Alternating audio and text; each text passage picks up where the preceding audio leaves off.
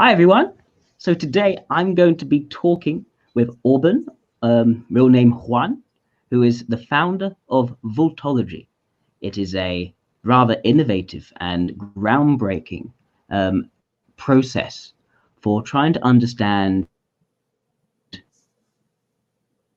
cognitive type through reading a mixture of dynamic signals, say through hand movements and tautness in the face and the eyes and the muscles, and also a few more static traits as well. And the idea is that it's trying to understand sort of underlying cognitive pathways through what is manifested in the physical and observable. Would you say that's correct, Alban? Yeah, I guess so. As an introduction, right? Thank you. And is there anything else you'd like to say about yourself, just to begin, for people who don't know you should know? Oh, I'm hoping that unraveled as we enter the discussion. No, that's fine. I like that. So let me see. Ooh, we've got some comments here. That's good. So I'm thinking, rather than this being the sort of discussion / debate where I sort of jump down your throat and start attacking bits and pieces, I want to treat it more sort of like a discussion, which could also debate a few points in a way which isn't too confrontational. Because my opinion, reading through your work, is that I actually admire quite a lot of what you're doing. I admire what you're aiming at, and to be very clear and transparent, I think what I would like to see is you using your talents to help with socionics in the long run. And I say that because I can see we've written about socionics, how compared to other typologies, this is something which you can see have certain merits and certain closeness to cognitive typology. At the same time, I think that there may be some areas in terms of the definitions of things in sociology, which at least I prefer, and you may remain to be converted at the moment. And I think that using your ability to closely track facial and physical characteristics and movements and changes, I think that could really change the game for socionics as a field. Well, if I can just interject, yeah. There's really no way that I could use my capacities to support socionics because it's coming from a completely different fundamental premise. So the way that I see it is the socionics premise, and I watched your videos on the philosophical categories that make up the phenomenology. That premise I see as a dead end to begin with. So maybe that's the first point of discussion we can go into. So let me see if I remember. I took some notes here. Let me just look at them.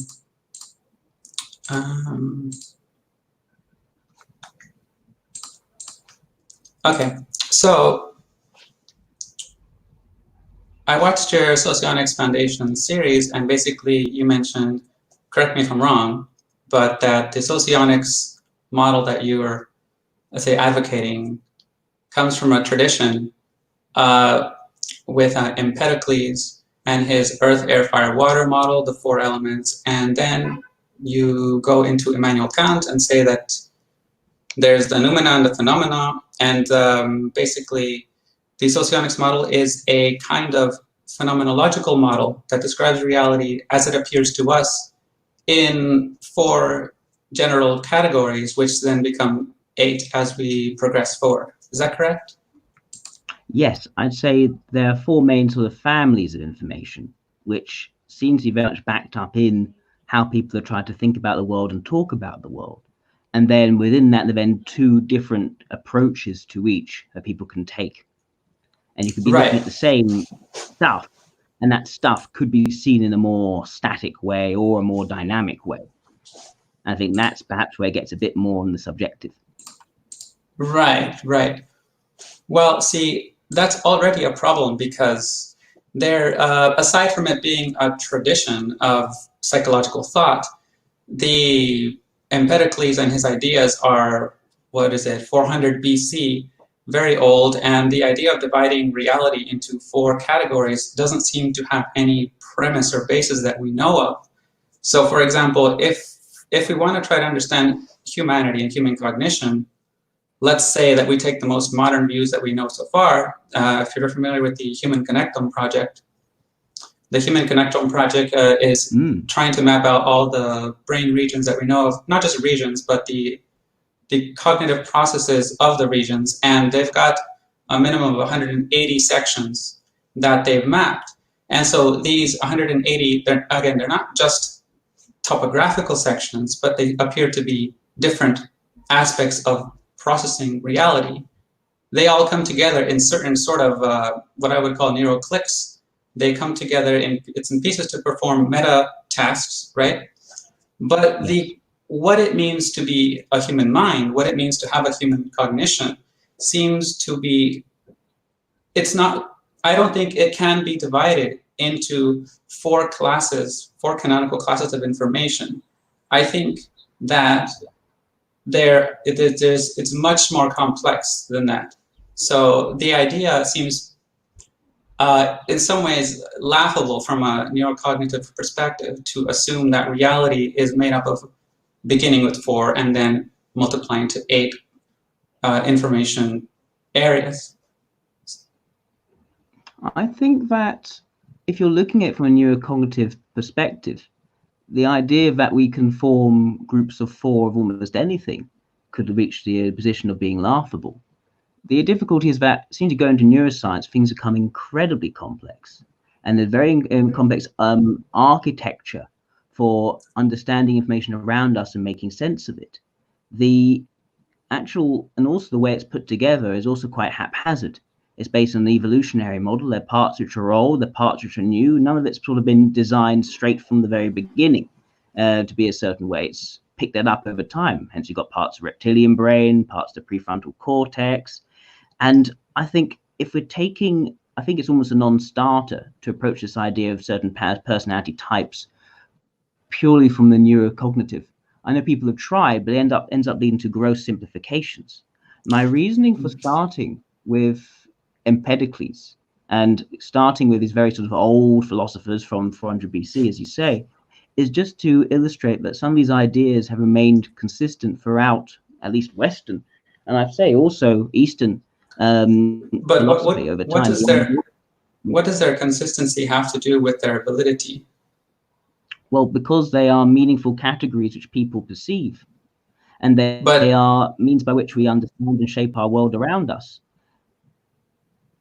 But they could have just as equally been, I mean, unless it's confirmed by some other metric, the specific 4 that are chosen, there are many reasons why those could have become popularized, and there could have been conceivably a 5th or a completely different set of 4 that, let's say, took greater popularity of the world and developed into what we now traditionally look at.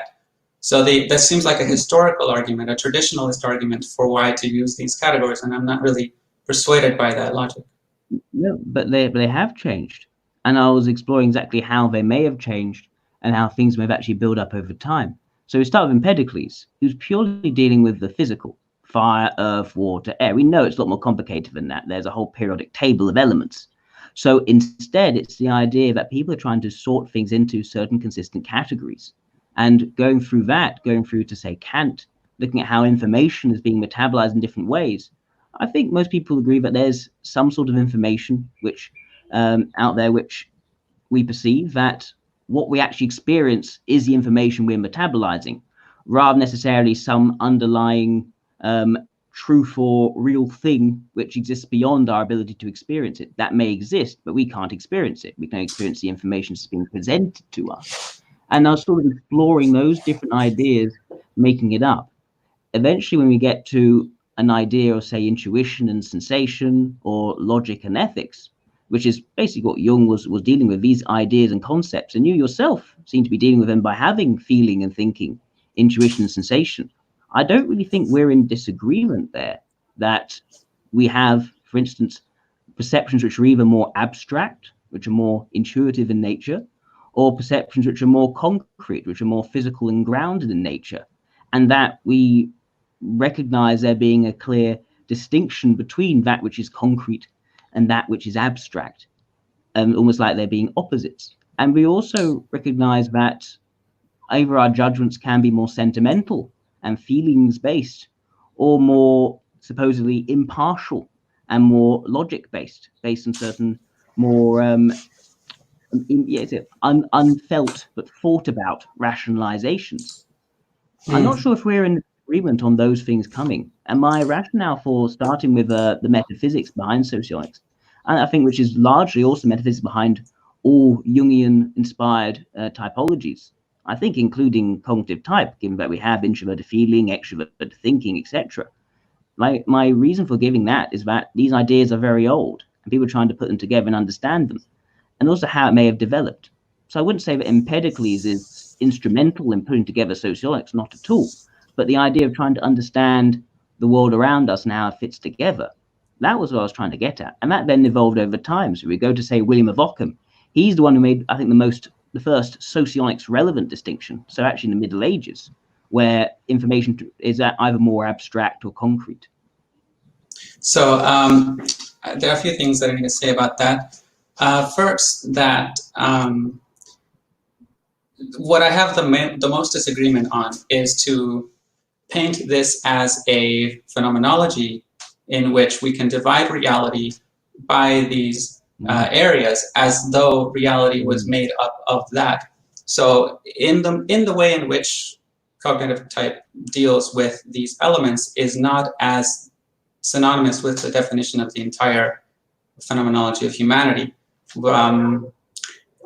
There's quite a bit of deviation that cognitive type takes from Carl Jung away from these thoughts. And in fact, in the book that I wrote, I mention in the core chapter of the thesis that the terms feeling, thinking, sensation, and intuition are not really, they're not used in those four words are not really used in the model. We don't use thinking and feeling.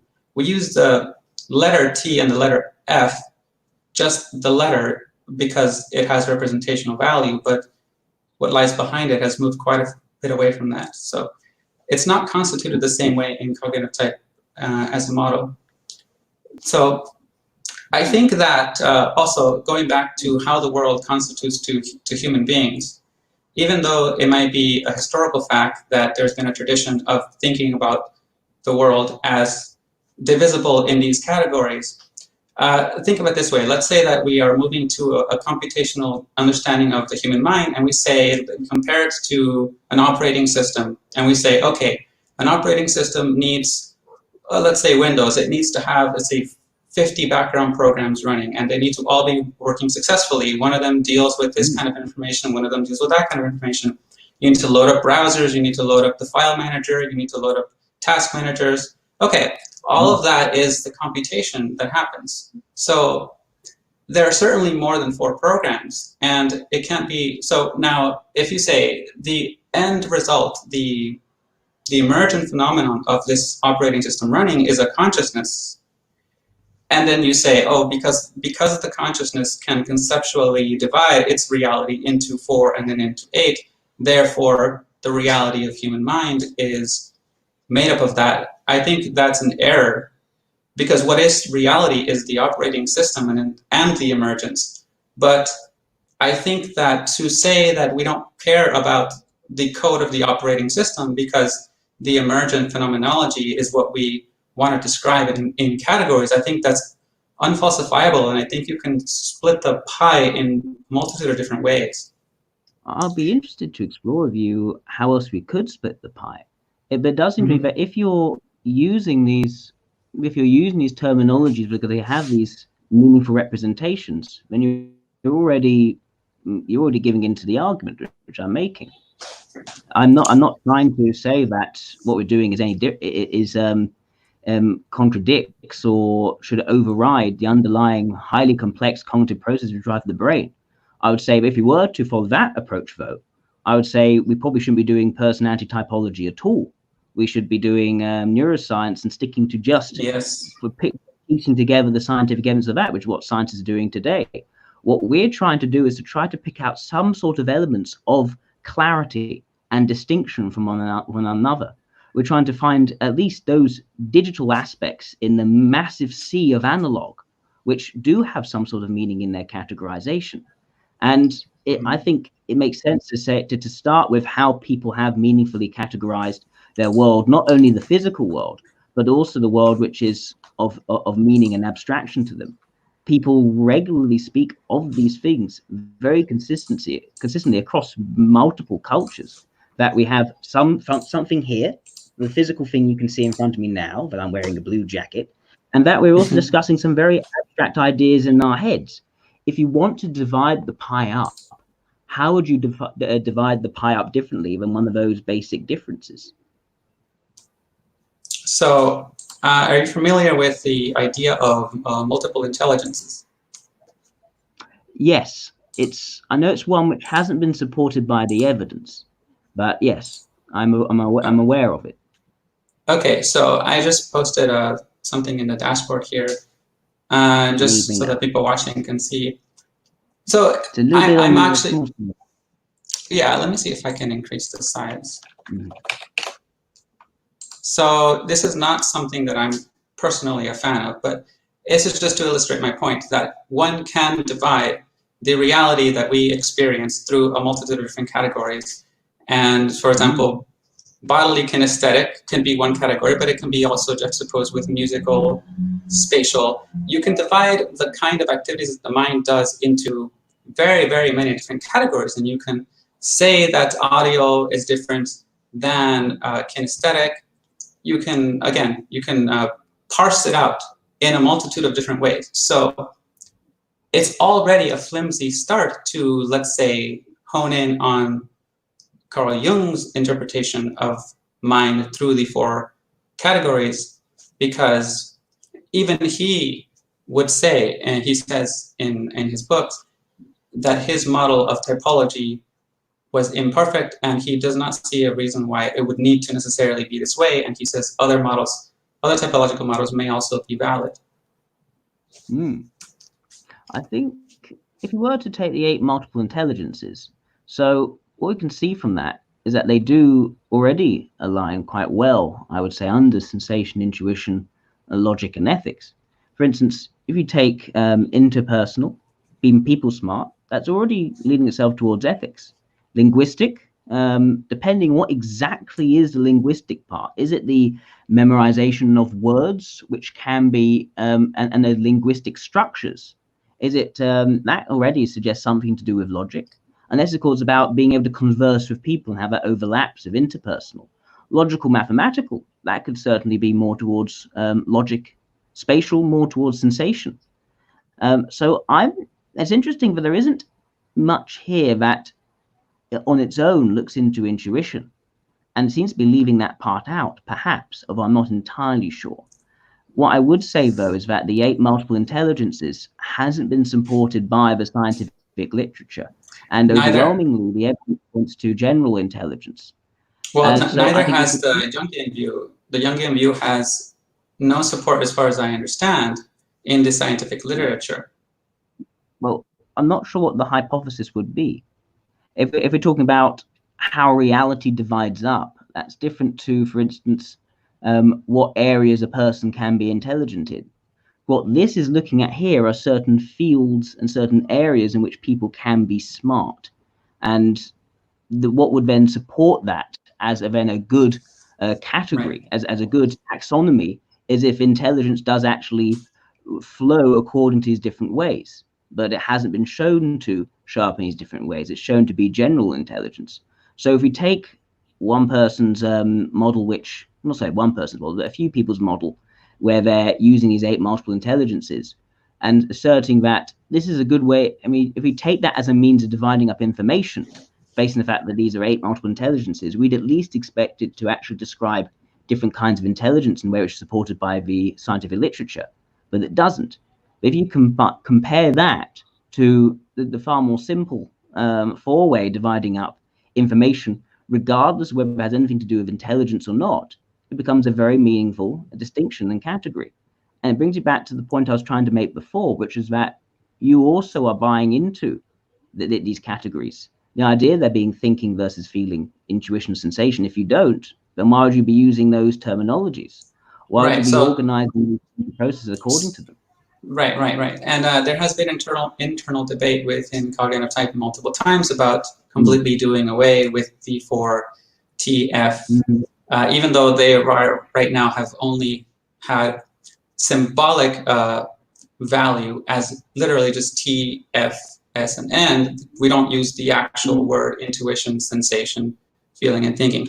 Now, the only way in which, let's say, there's a connection in cognitive type to these terms is, again, it's not a description of the entire phenomenology of a person, but to say, and as I said in my video, which you watched about embodied cognition, that the hypothesis of cognitive type is that human beings mostly share the same brain, mostly share all the same features of this operating system. However, there are, let's say, there are two areas in which a person can have either one or the other process, and over here also either one or the other.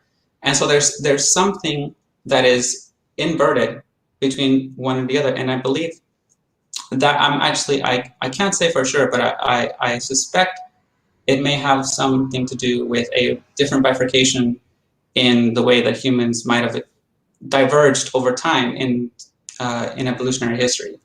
That's going into more information that I could get into. And that's just a hypothesis that we have at the moment. I see. That's fair enough. I mean, I do I do though question that in term, because looking at, for instance, I go into the behaviorism on your website, it seems to be very clear that, say, when you talk about FI, you talk about NE, it is still linking itself up to very much feeling and intuition. And same with TE, linking itself up to logic and TI. So it does leave me wondering to some point, is that really the case that these signifiers don't have any connection to the taxonomies which are traditionally used?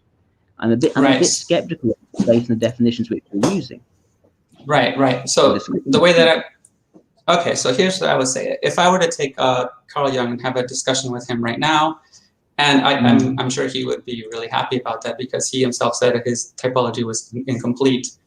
One of the things that I would posit to him is that, and actually I think he said this himself, that the differences that he was seeing were simply differences,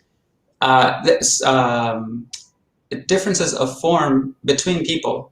The point of psychological types was not to say this is what a human phenomenology is as a whole, and it's divided informationally in these four elements. He's more so saying that most humans are mostly the same, but they differ in one or this other area. So I'm trying to isolate what those fine distinctions are, and even though they are fine distinctions and they don't represent the entire brain or our entire phenomenology, the differences cascade into entire behavioral outcomes, which we can describe in profiles and so forth. But I guess if I'm debating anything, if I'm debating socionics on this in any way, it's to say that I disagree with the idea of portraying reality as such to be divided phenomenologically into 4 and then 8. It's more like humans differ on a few key points of processing, and we can track those points. I think you could have both, of course. You could have starting with the metaphysical and then leading to the psychological. It sounds to me you'd rather start in the neurocognitive. And if it's a case that you'd rather start the neurocognitive, I'm wondering where your starting point is.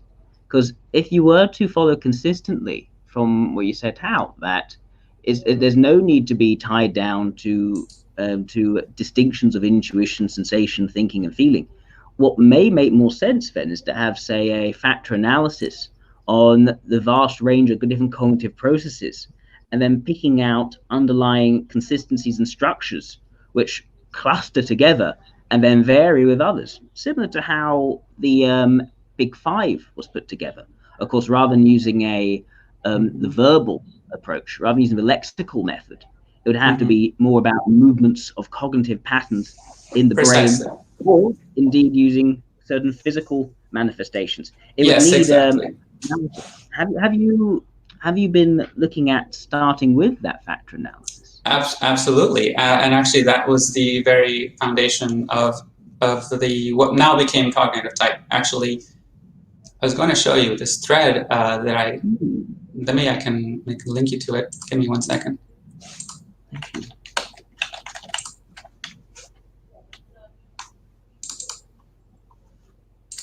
Trying to navigate different screens here. Okay. Oh, right. Let's see.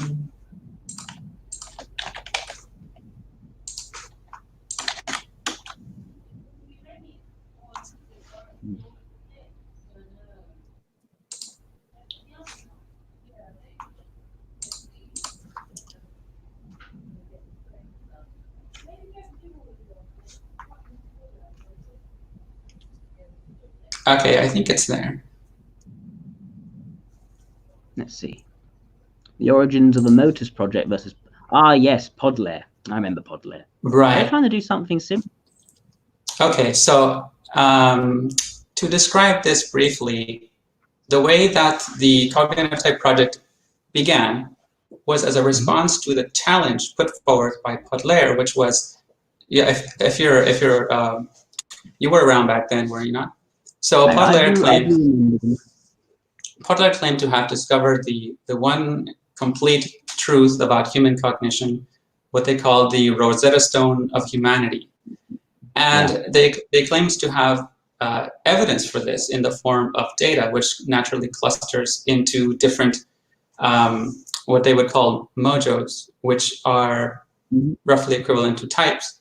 Now, I contested this in this video, which would be great to watch later, but maybe not right now. But essentially, I put forward the methodology to try to examine whether or not they're correct by simply taking a non-theoretical or a-theoretical approach and just do a lot of data mining and seeing if the data itself self-organizes into clusters of the sort that they suggested exist or in other sorts. And when this project began, the idea was to not use Carl Jung, not use any other practitioner, and not even assume that there was only 16 clusters of movement, but as many as there could be 73, there could be 12, there could be, who knows? So if you imagine the data kind of mapping out into certain peaks and valleys and saying, okay, there's a bunch of clustering of signals here, there's a bunch of here, then you measure how many peaks there are, how many clusters does humanity actually fall into? And then you derive a theory around that data. And then you don't have dependency on Carl Jung or anybody else. And then what you have is simply a clustering of motor movements that humanity falls into. And from that clustering, then you might say, okay, let's say there are 25 different general clusterings of human behavior, or I should say human vultology. And then you ask the question, is there any correlation between those that fall into the same cluster in their psychology? Can we test their psychology? Do they have anything in common? And then you start to develop a hypothesis about the connection that might exist between the movement profiles of these people and their cognition. So that was entirely the initial approach of cognitive type. And there was reasons why we had to discontinue that. Sorry, go on. Okay, so do you have, say, the results of a factor analysis where, imagine it was an exploratory factor analysis performed on a certain data set? What was the data set which you collected for that? How was it collected? So, well, I don't know if it's worth watching a video in this live stream. You tell me if that's something that we do here. We can, yeah, that would be cool. Okay, we can do that. Now, I have a little bit of issue with the music gets a little dramatic. I can't go back and edit this video, but if that's okay with you. Sure. I'm sure we'll forgive you. Okay, so I'm going to go ahead and play the video. Maybe I can full screen. Is that visible? Yeah. Yeah. Okay. Does the audio play? Should no, do. Right? Is it not?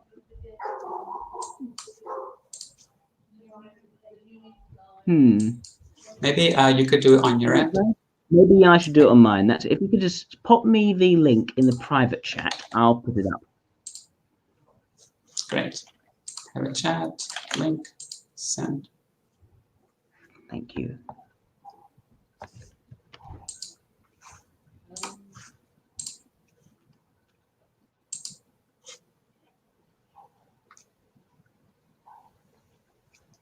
Just loading up. Okay. Right.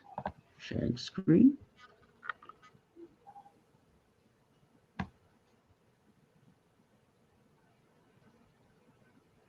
think it's trying to share the screen. There we go.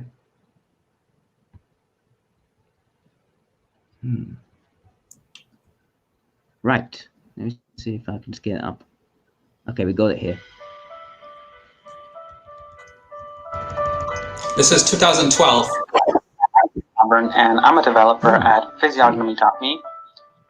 In this video, I'll be giving you a short preview of what our project is about. We're not quite ready yet for a full presentation, so this will just be a brief overview. In this video, I'll be covering 3 main points. Number 1, the nature of our project. Number 2, exactly how it works and can accomplish its aim. And lastly, I'll be giving a personal address to Podler's challenge. So first, I'd like to mention that Physiognomy is a site where many projects will emerge in the future, but all of them have the same goal in mind, which is understanding what exactly defines the diversity we see in humanity, and whether or not that diversity has some innate configuration that's more than just arbitrary environmental shaping, and then developing ever more empirical ways of testing for that from different angles. And one such project, which is the focus of this video, is called Modus. So Modus is a project that focuses on the visual dimension, and the project's aim is to catalog the entirety of all human motions and mannerisms, and to understand what relationship exists between a person's psychology and their facial expressions. Now, the concept is simple enough, but to do this in a way that can yield empirical results, a rigorous process has to be taken, one that can weed out as much ambiguity as possible and give us data that can be interpreted the same way regardless of who's looking at it. And that leads us to our second point, which is the methodology. Right, here we go. So first I'm going to start by explaining the process from start to finish, and then I'll explain some key points afterwards. First, a volunteer is selected, and the video of the volunteer is selected. The video size is usually between 5 to 10 minutes, and the video is in an interview format, preferably showing the upper body and the hands. Once the video is selected, the video is broken down into a list of dozens of individual clips according to the natural starting and ending points of each individual motion that the person exhibits. So each clip is approximately 1 to 3 seconds long, resulting in about 100 to 200 clips per video. And each clip is given a name according to the initials of the person, an alphabetic character that serves as an ID of that video, since more than one video of the same person may be processed in the future, and then 4 digits to note the starting time and 4 digits to note the ending time of the clip. These clips are then called bits, and they're converted into animated GIFs, which makes it much easier for the developers to observe the same motion repeatedly, and to use as a tangible, hard reference for any motion they wish to discuss. This is very important because in doing this, it creates the raw material and the common ground from which anybody within the project can communicate. It eliminates ambiguity and makes it possible to reach a consensus about any specific motion and what it means, rather than using only abstract verbal descriptions to describe a motion, which can be interpreted in multiple ways by multiple people. Sorry about the music. We move on to the next stage, which is identifying recurring instances of identical motions and clustering them together. So in other words, if within those 100 plus bits there are any that are identical, those are grouped together and that motion is called an X, and it's given a name that describes what the motion is. This is done with the whole video until only those bits that don't have a pair are left over, and those bits are placed within the miscellaneous X pile, where all other miscellaneous bits from other videos of other people are. And then those bits are also analyzed to see whether or not they correlate to the bits of other videos, in which case, if they do, another X would be formed. So as you can see, the main goal is to find motion correlations both within the same video and also within other videos, and giving those correlations an exact name from which we can discuss them. And this basic cycle of bitting and clustering is repeated each time, giving us with time a very rich database of motions and their interconnections to one another. Now, we not only catalog all of these individual animated GIFs, but we also track statistics, which leads us to the third stage. When statistical analysis of the data is made, we can see whether or not certain X's or Q's appear together all the time, some of the time, or none of the time, and also see whether or not certain clusters of X's appear together. For example, a certain type of head nod with a certain type of shoulder shrug might always be seen together or never seen together. And this is the point where the project starts to get interesting and have predictability. If, for example, we observe that a person demonstrates X005, and X005 has been shown to have a strong tie with X012, then we can predict that this person will also display X012. And the final stage is identifying patterns represented by a P. Now, patterns are whole person body signatures, or in other words, two or more people that share the whole package. The entire rhythm of their body motions is identical. And this can be called the equivalent of a type or modus type.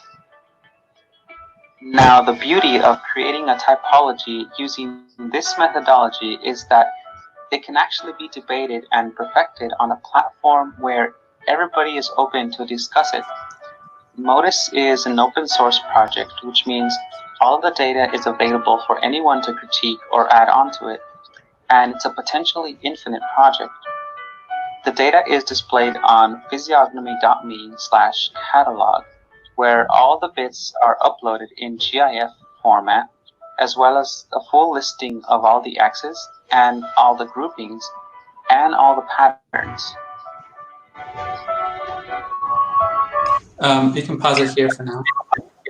Yeah. So I think it pretty much confirms the reason, it reiterates the reason why I'm impressed with what you do, in that you are putting together quite a sophisticated typology of what you call motus there, of movements of ways in which we had actually certain patterns in which people actually tend to move, a certain or how it may tense their face, etc. Now, that seems to be very interesting. I can see why it's also quite limited in what it's actually looking at there. It is purely certain mannerisms, gesticulations, facial variances. What it doesn't seem to be doing there is demonstrating that this is fundamentally cognitively rooted, that's rooted in some sort of way. It also doesn't seem to link up, doesn't seem to necessarily link up to any aspect of personality or behavior, one's motivations or values or capabilities, strengths, weaknesses, etc. But I think it does seem to be a very sophisticated way of picking out recurring underlying patterns of how people move. And in that way, I think it is a more sophisticated way of doing what Podlair was essentially doing it in a far more, in at least a more valid way in terms of actually having a well put together methodology. Right. So let's see if I can share this other thing here. Let's see. Oh, wait. Let me trash that one. And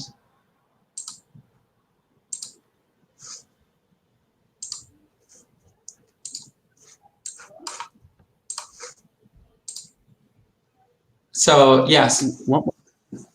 One thing I should also ask you is, once you did this, which is, I wouldn't call it a statistically calculated factor analysis. It seems to me that one flaw is that you have people going through and picking out certain things and seeing if, oh, I see that thing in that person, I see that thing in that person, and I've compiled the data, and other people compiled the data. But it doesn't use, for instance, forgive me if I'm wrong, let me know if I'm wrong, but has it used a computer to actually calculate out the statistics, the levels of significance of each of these patterns showing up? So it has not, and part of the reason why is because of just the facts of limited funding, and the technology when this project began was not where it is, let's say, now. For example, now I'm well up to date with the way AI has been developing, and computer algorithms can do much better job at detecting, for example, facial structures than before, especially when you're getting into very small nuances. Like if you want to see subtle micro expressions on the face, 10 years ago, 8 years ago, that was not really a thing. And so it has needed to, the technology has needed to evolve in order for that to happen. So this was, yes, there are human hands involved in this process, which means that it's fundamentally tainted in terms of what has been selected. However, it also isn't completely arbitrary. So I want to give you an example here. So one of the reasons I bring this up is because the precision in which these signals are classified is quite precise. So for example, we see here a description. This is just one of the descriptions. There's a longer form descriptions other places on the website, and we have multiple looped GIFs or GIFs for each of the signal, where you could see exactly what it is in each case that is being identified. And then if you can see here, they're grouped together into clusters.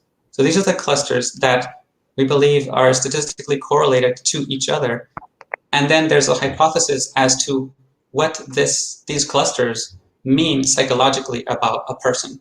And that also is personal investigation. So for example, there is some theoretical, how should I say, there was a theoretical scaffold in which this was initially tested.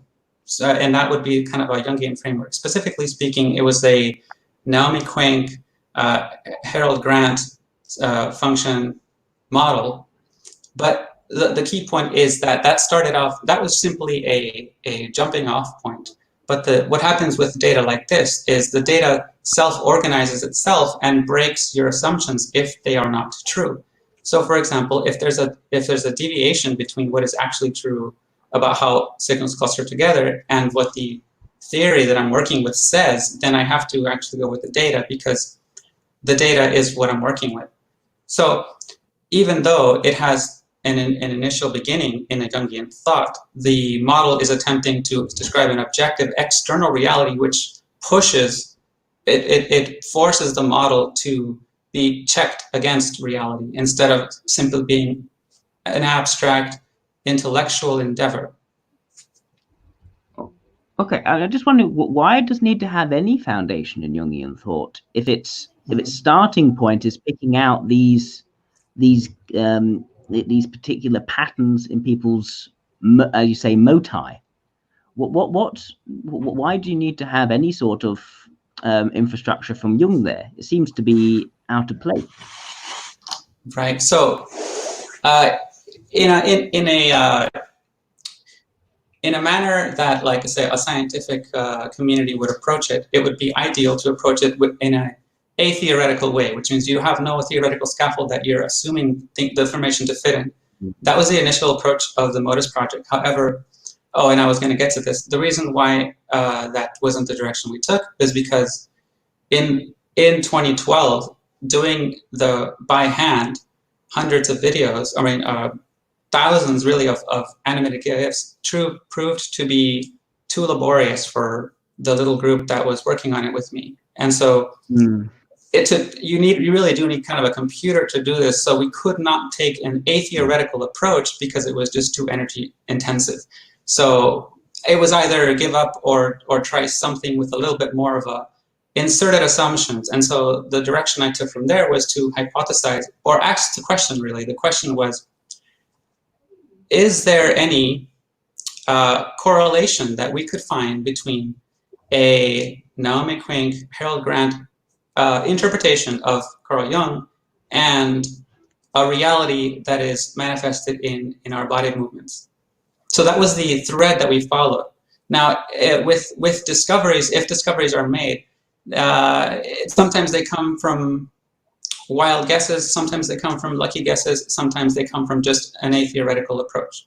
And what I'm assuming, well, what I'm postulating is that even though the beginnings of it started with a certain interpretation of Carl Jung, what we've landed on by fortune is a reality that exists independent of Carl Jung, but which, and here's the key part, which actually in some way verifies what Carl Jung was seeing. It's not identical to Carl Jung, but it actually appears to be the case that there are these polarities of clusters. So you have a cluster here, I'm calling it, let's say, Fi, and you have a cluster here, I'm calling it, let's say, Te. We don't have to use those terms because they're not identical with what Carl Jung thought. But let's say that there's a cluster here and a cluster here, and they appear as a axis. If you see one of these sets, you see the other, and you also see the psychology of this one paired with the psychology of this one. But one is in a dominant position, and the other one is the opposite side of the coin. That structure seems to pan out in the clustering of the signals, and so that is a kind of a accident of reality, as it were. Like, so sometimes somebody can predict something from a foundation that is less than concrete or stable and still come up with an answer that is true. So the idea here is that it's not based on Jung, but in researching through Jung's approach, we happen to land on something that is true independent of him, but yet verifies what he was onto. One point which I don't quite understand there, Orban, is why going into Jung's typology or any sort of personality typology was needed when the main focus, at least to start off with, was to just get these clear factors of moti. I get what you mean, but it's very laborious to do that without a computer having, a few people just working. You need to process hundreds of thousands of signals, the huge amount. It's a really big project, right? I completely get by that. I completely. I'm not saying that's why I find these sort of things, when people say they can do this, I get quite skeptical. It's why I personally am very critical of the visual identification lot in some more Eastern socionics communities. So So yes, I agree with you. It's a very difficult task. But then I thought, but if that was your goal, why would you then try to tie what you already have, which by your own admission was too laborious to do properly, to do to the way which would be sort of valid in some sort of scientific community, and which really demanded validity in the scientific community sense? Why would you cut that short and then start making these connections with certain aspects of Jungian typology based on certain definitions of certain cognitive functions? That's what I find confusing at the moment. I can see why one would want to do that out of curiosity. Oh, I've done this thing right now. It's not yet scientifically valid, but I think there may be some validity in there, and let's see how it maps. I can see why one would do it that way. But also, I'm thinking if the main goal, at least to start off with, was to really get that down well, what we be at least seeing we can carry on diverting our energy towards making sure it is done well, with, as you say, the great understanding of artificial intelligence, to see if we can build that out more. Right. So, I mean, the argument as to why spend my time pursuing this direction if, for example, it's not starting from a completely scientifically verifiable angle on its own, maybe you can write it off to an expenditure of my own energy. But the point remains that it is possible for the scientific community, let's say, to reproduce and to check whether or not the clustering that through human hands and through many people that have helped me along the way and through thousands of videos that we've observed, to confirm whether or not the clustering pattern that we've identified actually would be atheoretically derivable. And so this is why I call it in the video that I sent you a hypothesis. So I posit forward that there are signal clustering axes and they appear to match a certain rendition of of an existing interpretation of typology. Actually, if you want to be more strict about it, it actually matches a certain form of humorism more than anything, more than Carl Jung, because the choleric, phlegmatic, sanguine, and melancholy, at least at the level of the behavioral effects that are described, are more correctly correlated to the main aspects of the model, which are JE, JI, PE, and PI. That really is what we have discovered. So it starts with J and P, and then it goes JE, JI, PE, PI. And then that whole set of those four appears to be an apparatus, and then the apparatus is duplicated 4 times in humanity. So that appears to be how it's structured to me. And this is definitely something that needs to be checked by the scientific community, but the point is that it actually is checkable. So if it pans out to be true, and we have more work to do on this, then it would actually verify, in a way, part of what Carl Jung posited, which is more than can be said for approaches that are still actually following this philosophical school of thought and staying in a kind of philosophical blanket of comfort where they can't leave this bed of abstract ideas and remain, in my view, in an unfalsifiable realm, which I think is a dead end. I think I wouldn't say that at least what we're doing is unfalsifiable. For instance, there are some basic axioms behind socionics and Jungian typology at large, which I think could be falsified if put to the test. One of the things I would like to do is to get to the point where it could be put to the test. A key example to that is one of psychological asymmetry. But if your focus on one particular kind of information is overwhelming, that you would have a lessened focus on its opposite, on the other area of information. Let's say if someone is extrovert intuition primarily, right? We would, and the hypothesis we're making that for them to be that, they'd also have to have a deficit in introverted sensation. That is the sort of thing which I think really is worth putting to the test. And if it's the case that no, actually, we find that most people are, say, NE and SI, both quite up near the top, and then NI and SE are then actually more towards the bottom. That would completely disprove Jungian typology in general, assuming we set the parameters for being about strength rather than being about value, about being able to adapt one's informational storages to the demands of a situation in a way which is appropriate and works for them. If we were to do an experiment like that, we could disprove Jungian typology. And I would like to get us to the point where we can have the resources to put those sorts of things to the test. So I wouldn't say that it is unfalsifiable. Right. There are things there which I think definitely are falsifiable. In terms of the metaphysical taxonomy supporting Jung, as I said, it's something which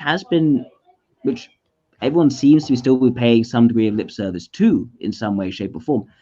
Now, it's interesting that you did go towards the temperaments, the choleric, phlegmatic.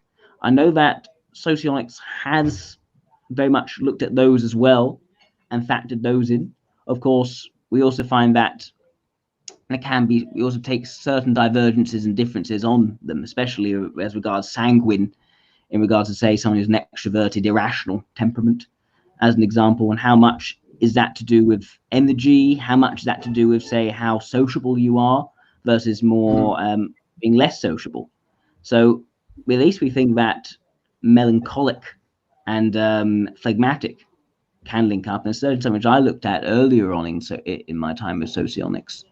So I do find that interesting. But also, how did you, when you were mapping things up to the temperaments, how did you precisely define those temperaments as something which you can actually look for in a person? How did you decide whether someone you're looking at, a celebrity you're looking at, was choleric, etc.?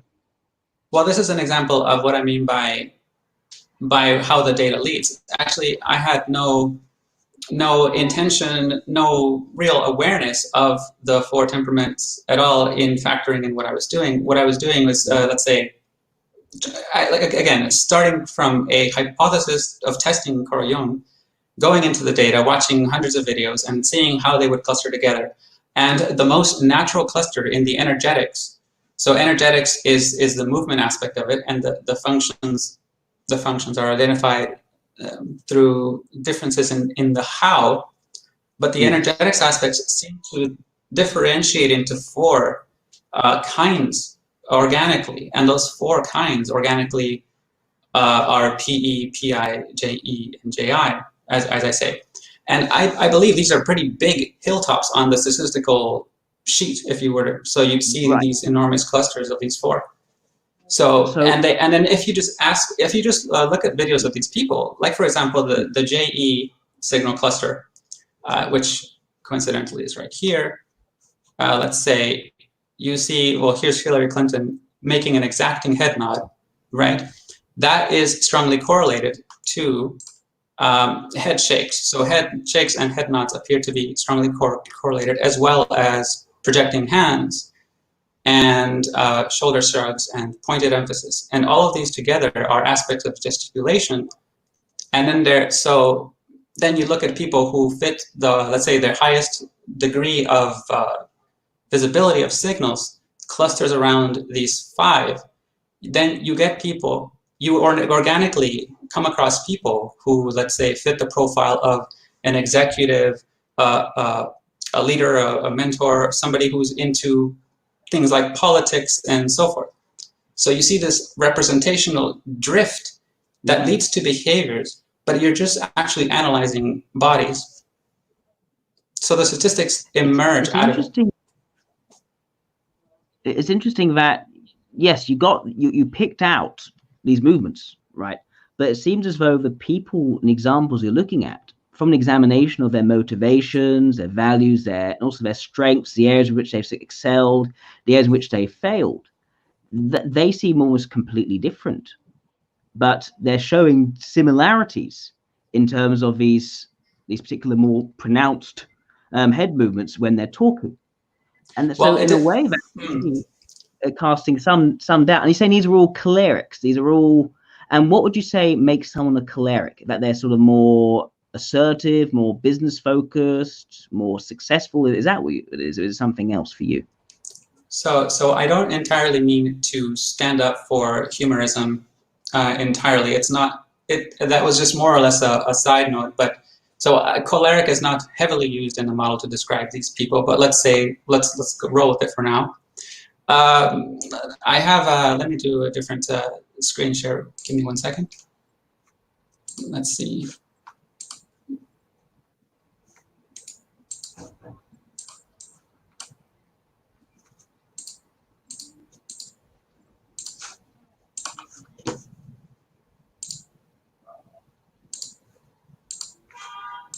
Let's see. This is a very short list. So this is just a quick sheet, kind of a cheat sheet short list of what this translates into behaviorally. So this is not cognition. Cognition is something, as I said, in the computational model, you see the cognitive hypothesis. But let's say here the choleric. So act when action is necessary of you, getting things done, speak fluently, rapidly without being clamped, having good rhetorical ability, debate, argue effectively, teach, and maybe lead if called upon to, and think pragmatically. Those appear to be strongly correlated with these signals, these head nods, head shakes, shoulder shrugs, projecting hand, pointed emphasis. So that's already quite interesting, because I could see that applying to Hillary Clinton to some degree. But when you think about, say, Barack Obama, he wasn't known as being a leader who was oriented around getting things done. He was more of I'm ideological and idealistic leader who was able to be very liked for what he did. And we got a write-up analysis of Barack Obama, really trying to get into his motivation in terms of how he perceived the world. It's a different process to what you're using. But I think given that our main aim is to understand their motivations and values just by reading their writings, also watching their videos, trying to get to a coherent narrative to our understanding for why they're doing what they're doing. That what you say there are not particular for Barack Obama at all. And as for Bernie Sanders, we have someone who has certain, I admit, quite sort of blunt looking communication when he's appearing in public, but there's also someone who shows very little ability to actually assert himself when things get in a more sort of tough situation. For instance, he would give up the stage when protesters would come along and would not seem to actually contest that sort of platform. Meanwhile, if you look at Hillary Clinton, she was known as being very much a sort of sledgehammer in her approach to other people, and did have that level of sort of toughness and sort of getting things done aspect.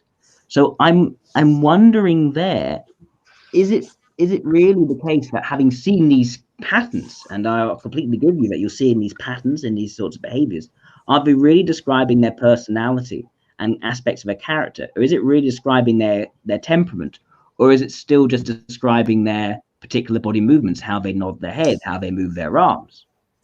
So that's what okay, I'm right. So the difference is between, let's say, Barack Obama and Hillary Clinton in terms of policy, in terms of how quick they are to act on a certain situation. Those are comparatively minor when you compare who the people are versus, let's say, your average person. So the similarities between Obama and Clinton as human beings, in other words, as people who have embodied a certain kind of executive, how should I say, agenda, a mission to enact upon the world, a ideology through which to act upon the world, a means through which to regulate the ethics of society. These are all very important similarities between, and a lot of politicians have these as well. And so, but yes, they are different types. Let's say they have different modes of going about doing the same thing. But here's the important point is, I think, but both of them would, if asked, say that they are doing things when things need to be done. They would just maybe debate you on when action needs to be done or not. So that's more of a quibble, of anecdotal quibble as to whether it counts as quick enough or not. I wouldn't say it's a question of, let's say, a certain level of being choleric enough to say be a politician, be a president in line. There are certain demands of this, which is very important, right? And I think that anyone in politics has to have a certain amount of being choleric, but then we have to make this falsifiable. We have to then say, okay, are they more choleric or are they more phlegmatic? Are they showing plenty of phlegmatic tendencies as well in this? And if we're looking at, say, Barack Obama, when we look at his writings, if we look also at where he was criticized and where he was praised, it was very much for more of those phlegmatic elements than for those choleric elements. Whereas you take someone like Donald Trump, it's the other way around, far very clearly choleric in that particular way, very much about pushing things forward, managing things, and very, very little, none at all in terms of the phlegmatic. So there are huge differences. Once you accept the baseline for someone who is getting into politics, right? It then doesn't make much sense to say they're all cholerics and those are all phlegmatics. You could say, okay, okay. You could say maybe most of them, or almost all of them, are cholerics for getting in, but then you'd have to say, okay, then we would expect it to be less phlegmatic on top of that. So right. And it doesn't seem to me that is the case.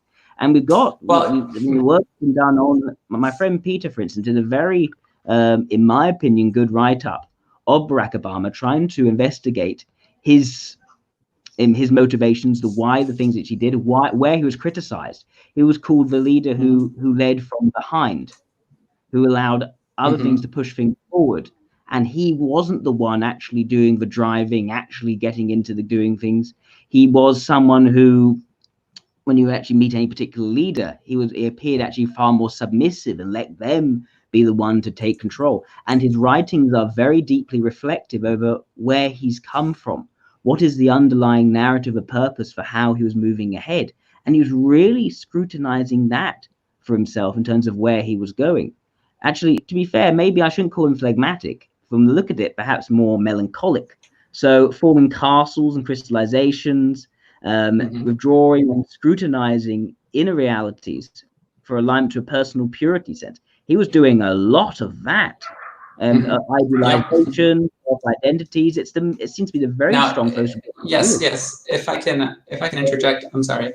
What you're saying is precisely also what the data itself shows. Now, for example, in Barack Obama, what you're describing, I 100% agree with, and that shows up visually as well. So, for example, if you compare Hillary Clinton Vultologically and Barack Obama, although he has that executive, the head nodding, the head shakes, he also pauses, he also reflects, he also disengages his eyes down, he takes his time, he is more slow to come up with his answers. He's known as a stutterer, right? These aspects are also what we're measuring. And by the way, those are the ones that you just pointed out. Those are the JI elements, which are right here. So indeed, he does show this because he actually does also show JI Vultology. And this is factored into the way we do the readings, which is that there are energetics that have, let's say, development levels is what we call them.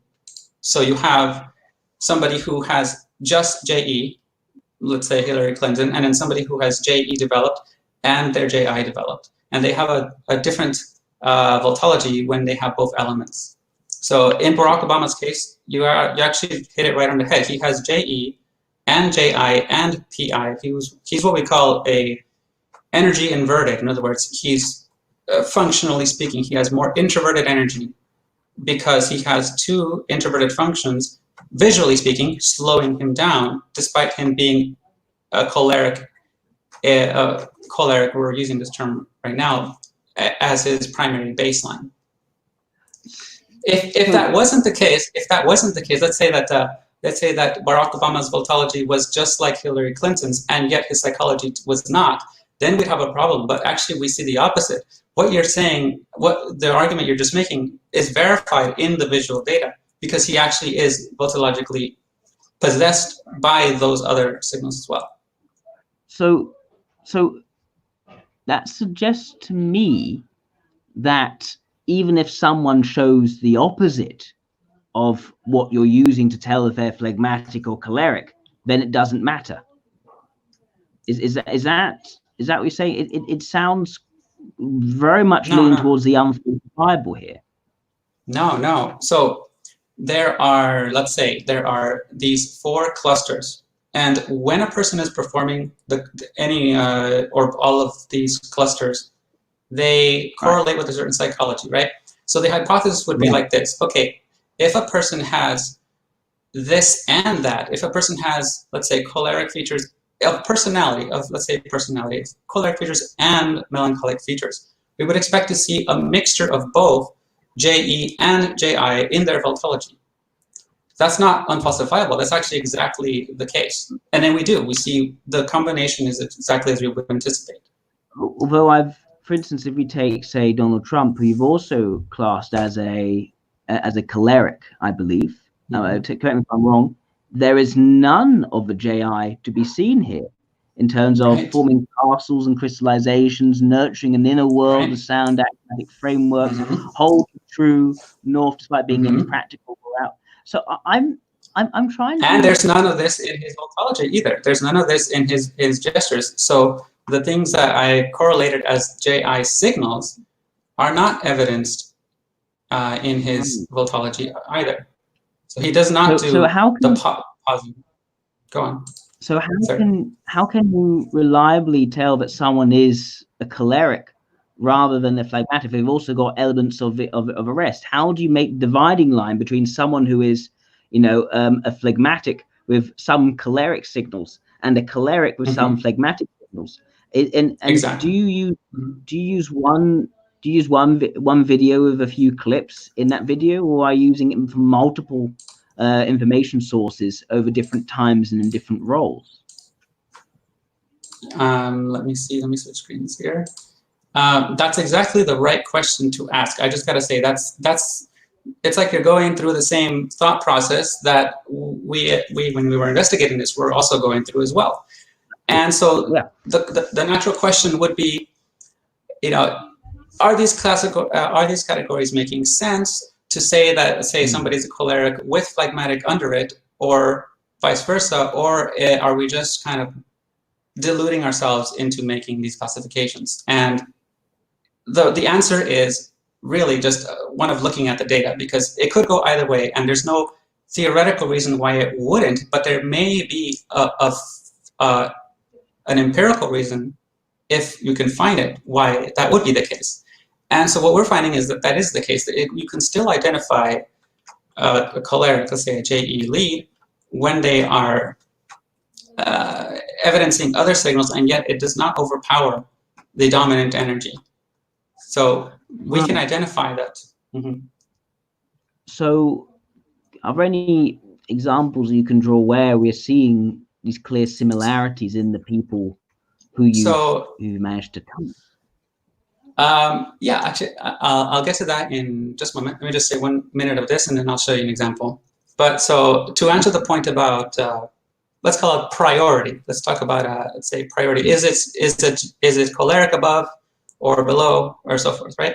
These top signals here, the judgment versus perception, are about which one is the dominant or lead process. So a person who is primarily a judgment type, and judgment is a kind of decision-making, discernment, calculative.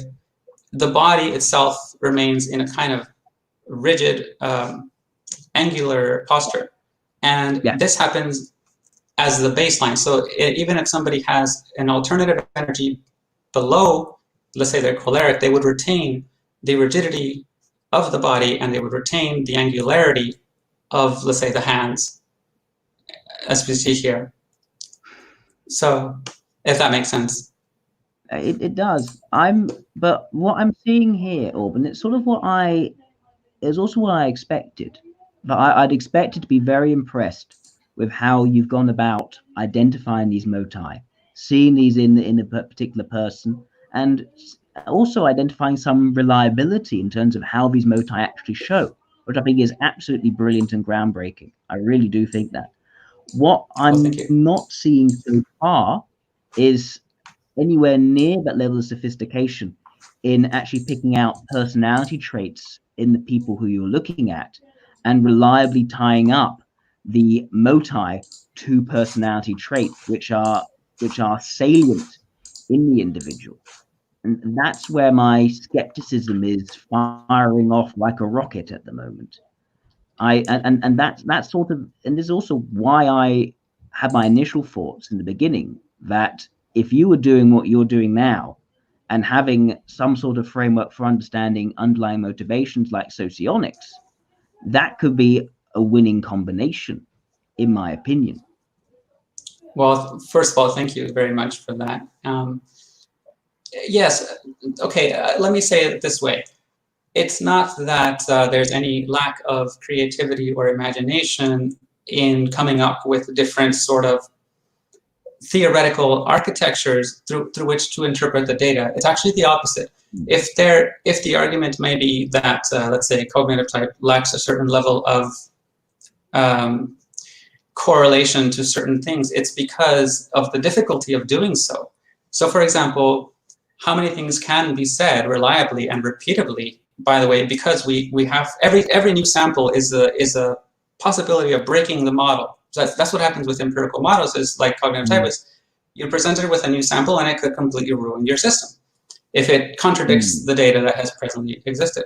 So it really forces a rigorous process of eliminating what isn't true. And so then you're left with quite a modest, humble amount of things you can definitively say. And so that's why, let's say, compared to socionics, cognitive type lacks a lot of this extra detail because, in my opinion, because these things are not well supported. Even though they could be inserted in cognitive type, it would just fluff it up with more things that are very hard to verify. But we want to do the opposite. What I think needs to be done is models like socionics need to realize that they are inflated with ideas which are themselves playing within their own language game and make sense coherently, but which can't, maybe they can, but have not yet been shown to have any validity, certainly no more than the endeavor that we're doing with cognitive type. But in cognitive type, even though there are, let's say, less things that we know for sure, we can back them up with the evidence that's compiling. Although, what would then be your methodology for picking out personality traits, understanding what aren't, we say, is the extra detail? What are the most important parts of personality? That's what I'm interested in learning a bit about here today. And Mm-hmm. I would say, at least for socionics, I'm not sure that we're going into so much extra detail as we are picking out those distinctions in personality which lead to disagreements between people, which lead to clashes and also synergies between people. And why I think that actually looking at philosophy, how it's talked about through the ages, and also other fields as well, where these differences align, has been a very informative way of finding what are the signals and what is the noise, as it were. What is the extra, the detail, as it were. Mm. Yes, I think when you put a lot of human minds into an activity of trying to give coherence to an idea, the idea tends to, let's say, be molded into a more rigorous shape. However, and I certainly believe that some of that has happened with socionics as there's been an attempt to refine ideas. However, I think there is a limit to where that can go unless it crosses the threshold and, let's say, decides to compete with a really harsh reality, which is that as the model exists, the socionics, I mean, the foundations need to have some other support, some other pillar, either in neuroscience or some other metric that can substantiate all of the many assumptions that are carried within it. I agree. I certainly don't disagree with you that we need to move towards something which is more concrete, which is more empirically founded. I very much agree with that. I think what socionics does bring, which starting from a purely concrete approach, say Big Five as an example, it provides a sense of narrative. It provides a sense of where people's areas of confidence are, where they have yet to grow, where they have yet to develop, and what kinds of developments are actually going to be appreciated by the person as opposed to things which feel imposed onto them as an individual or human. That's what I think is very helpful that socionics provide. And I think we can get that from, say, a Big Five or a more concrete approach of approaching personality. But I think what we need to have is an independent way of verifying and testing those different axioms which it's based on. So you used a word here multiple times, and I agree with the use of the word helpful or useful. I think that is appropriate because the way that I see socionics is as a kind of psychometric. In other words, it's a way in which one might go about cutting up the pie in order to analyze it more, even though we may not know if it's the way the pie is cut up, but even just having the conversation about it from a psychoanalytical perspective allows for investigation to, in some ways, to progress.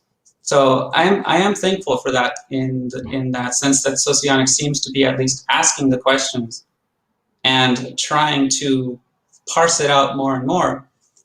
So as an activity, I think that has merit, but I also think that it also has to move eventually into another domain. And that was part of the motivation for my project. So even though we haven't really ironed out everything, it's really hard, Jack, to really verify even the smallest detail about these things. For example, to say whether introversion or extroversion as a dichotomy of any sense can be verified to be true outside of just a bell curve in which most people fall in the middle, which really statistically doesn't have much support. So these are the kind of things that need to be slowly tested one at a time. And I think socionics, for me at least, comes with too many things, too many bells and whistles, which all are interlocking coherently, but they don't seem to be each verifiable yet. So I'm looking forward to seeing more studies on socionics. What would you say is a key bell or whistle for you, rather than something which is more signal rather than noise? In terms of the socionics model? Yes. Well, for example, the symmetries within the intertype relationships seems to be quite just a mathematical assumption. I don't think there's any reason to believe that each of the 16 types has a certain relationship to each of the others, that seems to me much more of a mathematical elegance than anything that has really been substantiated. No, I don't disagree. I think it is something which you can deduce theoretically from how the different kinds of information come into clash, how they come into synergy with each other. I don't think that intertype relations is something which you can treat as a science at the moment. I don't. I think that's something which does need to be supported by the evidence. I think anecdotally, and I stress anecdotally, it's been very helpful for me and for people who I know, but that does not make it something which is reliable as a science and should be told to other people, you must do this rather than that. I've simply found that it is very helpful. I myself am marrying someone who would be my dual in the theory, and I can explain a bit about what that means in terms of behaviors and something more concrete. So I'd be someone who's far more conceptually inclined. I spend a lot of time entertaining different ideas, hearing out different perspectives, like I'm talking to you today. You probably thought this was going to be some sort of big sort of bust up, but I often find, although I like to talk about it that way, it makes it more exciting, I don't actually like having I like exploring. I like having discussions which are also frank and allow a critical element in them as well. Yes. I think that I like to open up those possibilities and allow those dialogues to be formed. I find that what I'm hopeless at is sort of the day-to-day stuff, like when to sort out my day-to-day, when to eat, when to go to bed at a reasonable time. Having a drink of water after 5 to 6 hours, I'm frequently dehydrated because I don't really pay attention to those sorts of things very well. Whereas my fiance is fantastic at noting slight variations and differences in her physical homeostasis, you could say, and is very oriented towards picking those out. But she is also someone who doesn't proactively take on new interests and ideas and discoveries and has to sort of be introduced to them in some way, at which point she benefits greatly. And you can describe that in terms of the behaviors as a synergy. We managed to help each other in that respect. She makes sure I don't become some sort of emaciated wreck. And I also expose her to many new experiences and have her talking about things which she'd never talked about before. And that has a certain meaning or truth, I find, in terms of how personalities come together and create some sort of belonging. It is still an anecdotal truth. It is still something which needs to be looked at, studied, and then made something more scalable and replicable in hundreds of thousands and millions of other relationships around the world. And that's something which I would like to look into and have the means to explore and develop. But also, I would say this: if a typology is able to do this in a reliable way, then that makes it very beneficial to society, beneficial to the people involved in it and the partaking in it. And that's why I think if we had the chance of connecting that up with something which has a foolproof, very clear methodology in terms of looking at concrete mannerisms, facial expressions, all the rest, and can work out something like that with that level of explanatory power over relationships, that would be amazing. It would be completely groundbreaking. We would live in a completely different world at that point. And that's the sort of thing which I'm dreaming about, things which I'm really excited about and looking forward to. So what I want to do is to move things in a place where that could actually come about. Now, I have a feeling that with cognitive typology, it's really gotten that the focus on those cognitive processes correct. I think when you say these are bells and whistles, I think, no, this is the outcome which we want at the end of the day, something which can actually connect those things together and understand how people interact. I wouldn't call it just sort of a triviality thing to add on the end, but we need to also understand the underlying infrastructure for that, how it comes about. You can get to that point unless you had an idea of what motivations were, what the different kinds of motivations could be, where they're oriented towards, whether it's something more abstract, something more concrete. These ideas I'm talking about right now have meaning for billions of people around the world in terms of they see these same things in their partners without getting into socionics, without getting into any sort of psychology. Oh, his head's in the clouds all the time. Oh, that person is very sort of practical and more oriented towards day-to-day. These are very clear signals because we see some people, regardless of their intellectual upbringing, talking about them. And that's where I want to see personality typology and the methods supporting to get to, if that makes sense. I don't see it as bells and whistles.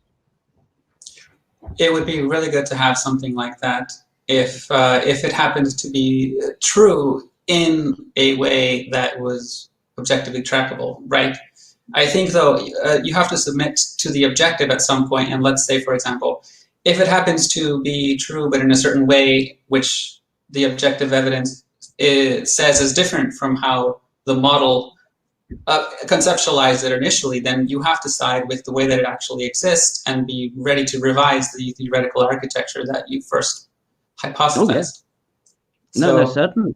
So if there's any way in which the lessons that socionics has developed over the decades and the endeavor that cognitive type is focused on can have a convergence, I think it would be ultimately, even cognitive type has to submit to the higher scientific community when it matures, and certainly socionics, if it has anything to bear on cognitive type, would also have to be chiseled away and to, get rid of whatever doesn't stand the test of time. So, yes. But if something does some elements, then I would really like to see that happen. That's great. I'm thinking either we can finish now and have another debate later, or we can cover some of the other stuff which we've been discussing before. For instance, we've been looking at. Go on. Sorry, I think I need to take a break for now, if that's okay with you. But a follow-up would be good for me. Yes, that's good. What I would like to talk about next time then is looking, for instance, in say introverted thinking, introverted logic, which I know we have diverging opinions on in terms of how that's defined. I don't want to keep you past your energy levels, of course. I know with people who are lower in extrovert sensation, they don't have quite the same stamina for these sort of interactions. And I'm completely understanding of that point. In which case, Orban, I'm very thankful for you coming on here. And I look forward to a future discussion with you, maybe in a month's time, where we could discuss introverted thinking, extroverted thinking, perhaps uncover some of the reasons behind my taut cheeks. I think that would be fun to do as well. Yes. And so thank you for that. Hope you have a lovely rest of your day. Everyone, thank you so much for tuning in as well. Bye-bye. Bye.